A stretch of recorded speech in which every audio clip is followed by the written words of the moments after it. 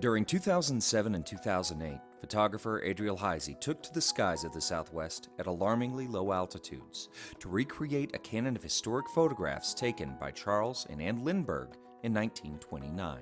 Lindbergh chose these places, Chaco Canyon, Canyon de Chelly, Pecos Pueblo, Santa Fe, a few other places in the northern Rio Grande to shoot because he was working on a list that was developed in collaboration with archaeologist Alfred Vincent Kidder, who was in his 15th year of excavating at Pecos Pueblo. And these were places that archaeologists in the 1920s knew were very important places in the Southwest. Oblique Views, Archaeology, Photography, and Time pairs the photographs of Heisey with those of Lindbergh, taken almost a century ago.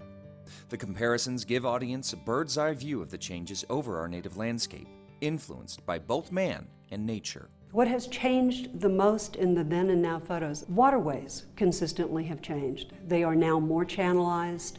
They've had, in the 1930s and 1940s, the WPA planted a lot of shrubbery and small trees in them to help stabilize them.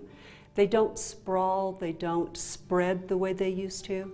They are much more controlled than they used to be.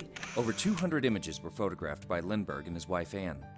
The Museum of Indian Arts and Culture have carefully selected a handful of those exposures to pair side by side with the work of Adriel Heisey. We chose 7 from Chaco Canyon, 7 from Canyon de Chelly, and 3 from the northern Rio Grande. We chose Chaco Canyon and Canyon de Chelly because they are iconic places and very well known to a lot of people and important to a lot of people. And then at the museum here, we chose an additional 3 images to replicate, reshoot from our area that our visitors would recognize and know intimately.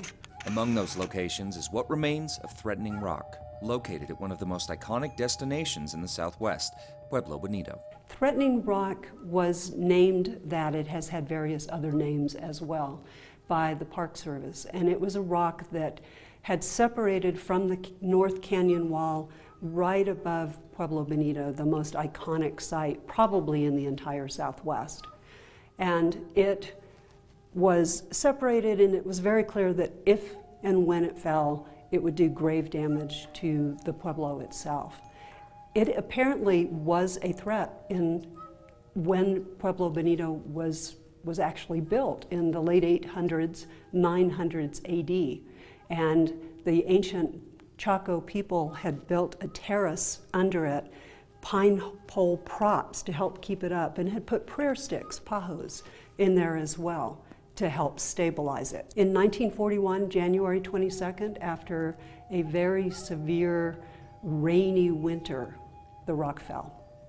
And it did indeed damage 65 rooms, took down part of the back wall of Pueblo Bonito, and was heard by a number of people, including the ladies of the canyon who were having a tea party across the canyon and jumped in the car and rushed over to take a look at it and climbed all over the rock as it was still settling. This, among the many other stories the landscape tells, can be seen now at the Museum of Indian Arts and Culture, located in Santa Fe on Museum Hill. For more information on this and the Culture Pass, head over to casa.com.